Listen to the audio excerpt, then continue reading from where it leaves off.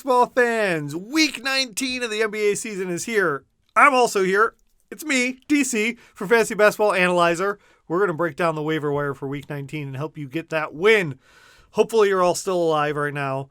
Maybe even if your playoffs are late and you're on your bye this week, then you can kind of relax and look forward to next week when Detroit has 5 games. But we're going to talk about this week, week 19 of the NBA season, and we're going to get into it. We're talking about availability of players that got to be less than 50% available. We've been doing it all season long. I'm going to rely even more heavily on their schedule and streaming. So we're going to have to talk about both weekly lock leagues and daily change leagues because you're going to want to attack it a little bit different. And some of it I've been touching on for weeks leading up to it. Yesterday's show, we're going to know it. But let's bring up the schedule and start with the obvious. We've got 3 teams playing 5-game week. Now for streaming, they're still valuable because you might get those guys in. They're playing 5 games. They're playing way more minutes than anyone else. But for weekly lock leagues, it's an extra bonus, right? So I don't want to belabor this too much because I think you guys understand good players playing 5 games better than good players playing 3 games, right?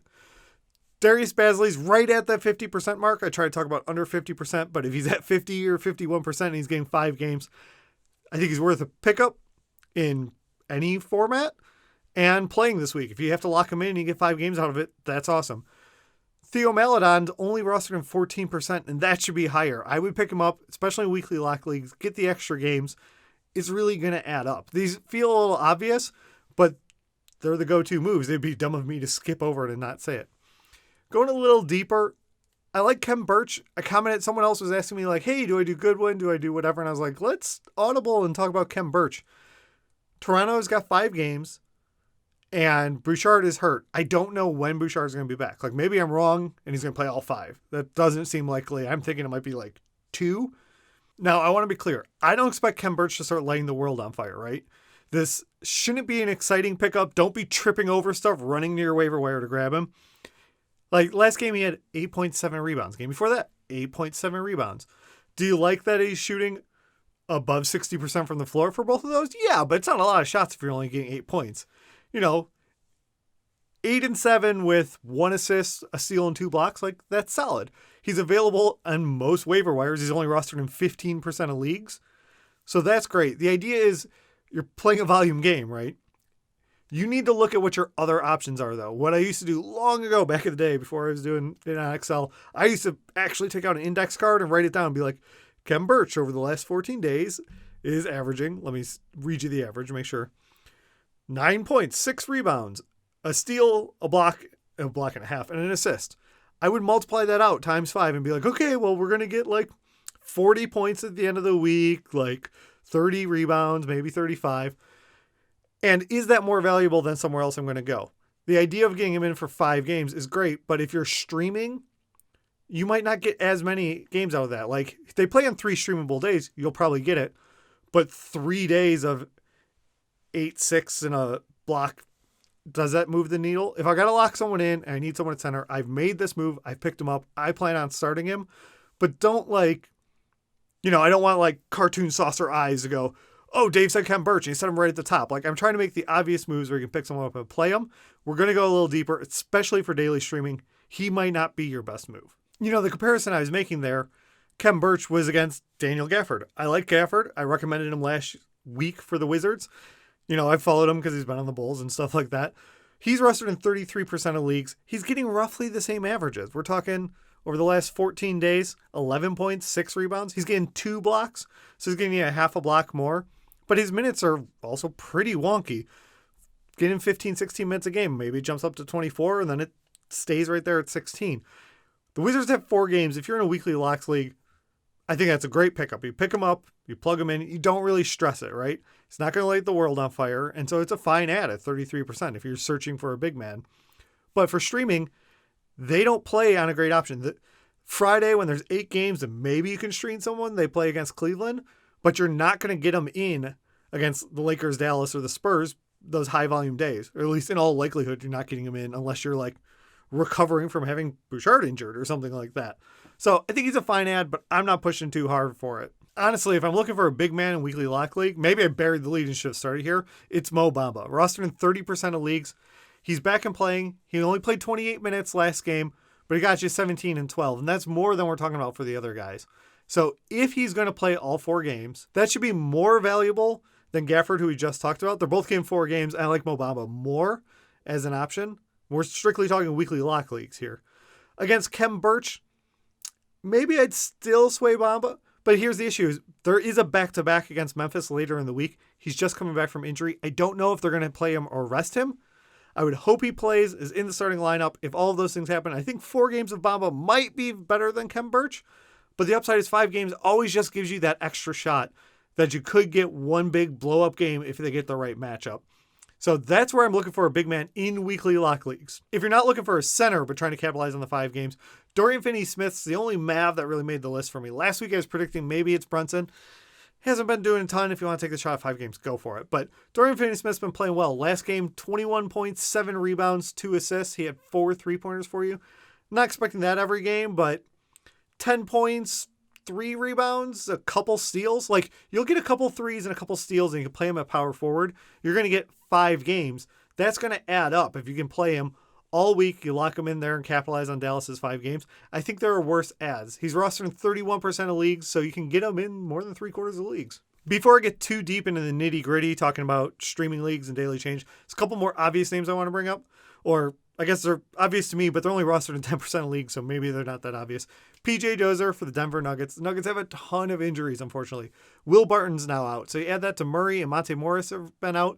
PJ Dozier could be in line to get a lot of run here and in future weeks. So if you're talking a weekly lock league, it's a risk because we haven't seen a ton of it, right? But last game was really good. He had 23 points, 7 rebounds, 3 assists, 2 steals, 2 blocks, shot 76% from the floor. I am not expecting him to average that all week. Although if you got that and locked it in for 4 games with a guy who's available in 90% of leagues, that'd be awesome. But Dozier's worth a pickup. If you're brave enough that you want to just lock him in there for a weekly lock league, good on you. But I think he's a really good stash and hope for upside, and he's only rostered in 10% of leagues. We're not going to get a lot of shots at guys that might make an impact for you here in these last few weeks of the playoffs. And Dozier, just through next man up possibility, could be that guy. I'd give him a look. Along the same lines, but to a lesser extent in Atlanta, Brandon Goodwin is rostered in 10% of leagues. So again, available in 90%. Trey's out. We don't know how long. I'm expecting to be a couple weeks, so maybe he makes an impact. If you're on a bye week right now and you've got like a streaming spot and you're not too worried about it, these could be good guys to pick up and not have to worry about this week and see if they matter for you going forward. If not, I like PJ more than I like Goodwin for a move here. Available in most leagues. And it's a shot in the dark at some upside, but if you're talking about trying to win now, I think I'm going to look at some other things, especially in daily leagues. So let's transition. To start off our streaming talk, I want to talk about some guys I'm not interested in that I'm seeing on Twitter or I'm getting questions about. So Reggie Bullock, rostered in 20% of leagues.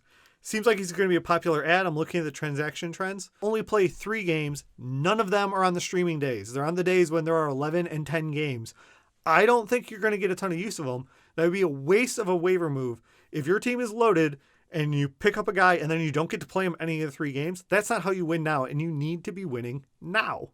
I mean, I say win your week every week, but that's also kind of like a theoretical, like go out and have a good week type of thing. But right now, you literally need to win your fantasy week for sure, and I don't think Reggie Bullock helps you. I'm also seeing Josh Jackson. Now, if you're on the bye week, Detroit's got 5 next week, 5 games, and maybe you want to do that. You know, Killian Hayes, sure, like these guys are hot pickups, but Detroit only plays 3 games. One of them is on a streaming day, but they're only playing 3 games when most teams are playing 4 or 5.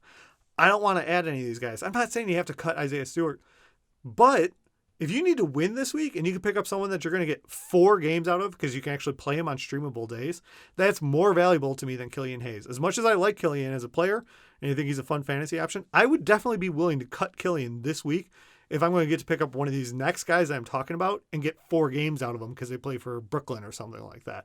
And that's something to consider. You need to win. And if there's not a limit and you can make this move, a limit on games played, I mean, in your week, you're going to get way more out of Bruce Brown when we talk about him. Cole Anthony, I'm seeing his name bandied about.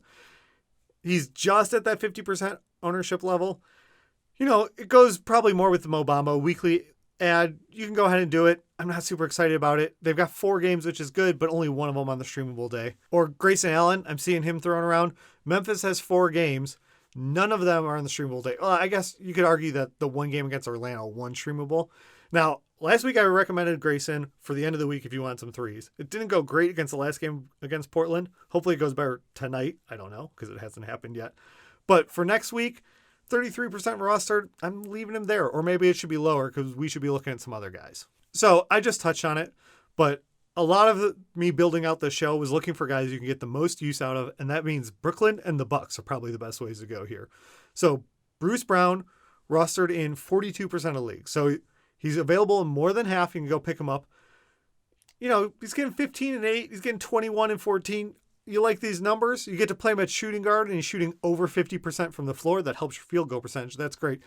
He's not going to come with a ton of blocks, but you don't really look for shooting guards to do that. He will get you some steals. Like 3 games ago, he got 4 steals. That's awesome. But then he put 0 up for the next. So don't expect every day to be explosive. But the fact is that all 4 of their games are on days you can probably stream. They get Toronto, Indiana, Portland, and then the Bucks. So if you can get 4 games out of him, that's going to be more valuable than a lot of situations. Honestly, I talked about OKC. OKC's getting 5 games, but only 3 of them are on streamable days. Bruce Brown might get you more value than Theo Maledon. I think I'd rather Maledon, try and work him in there personally, but Bruce Brown's a good add. If you just want threes, you could add Landry in there, but it's going to be more 3-point specialist. But the idea is getting them in there and actually playing those games. If you've got that spot where you can keep fluctuating them, they're going to bring you more bang for their buck. Honestly, I should take that back. Rather than Landry, I'm more interested in Jeff Green. He plays the same 4 games, right? All streamable days for Brooklyn. In Yahoo, he's eligible at small forward, power forward, and center. So if you're trying to get someone into stream and they've got 3 position eligibility, it's really likely you're going to get him worked into your week. His games are going to be a little up and down, right? He had 19 points, 8 points, 15 points, 8 points. But he's getting you some steals, he's getting you some blocks, and he's getting you at least a 3 a game. So all these things combined, now his field goal percentage is a little bit lower, but you're trying to accumulate counting stats, right? That's at least what my advice is in your streaming spot. You're trying to build up these other things. He's not taking so many shots that he's going to sink you in a percentage there. I'd be worried about it. And he's only rostered in 18% of leagues. So 80% of you could pick him up and get 4 games out, taking advantage of any little edge you can get to get these wins. Next on my list is Oshae Brissett. Indiana only plays 3 games, so we're talking daily change league strictly here. But if you want to zig while others are zagging, he might be available in your league. He's up to 27% now. When I made note prepping for the show yesterday, he was at 11% rostered. So people have caught on. It's not like a name you aren't hearing. But Indiana, which has had a bunch of big men all season, not this week, has his opening available. He's on Yahoo, able to play small forward or power forward. Last game, he got you 11-11 for a double-double. Before that, he got you 23-12. He's playing a ton of minutes. This was 38 minutes and 42 minutes, those games. They're without Goga Bitadze, Domantas Sabonis, and Miles Turner. I don't know if that's going to last all week, but they've got 3 games, and importantly, 2 of them are on streamable days. They play Portland and Brooklyn. Their 3rd game on Saturday, when you might not get him in, is also OKC. So even though it's only 3 games, there are 3 of the matchups we like to attack based on the show we make on Saturdays and release. I'll link right here.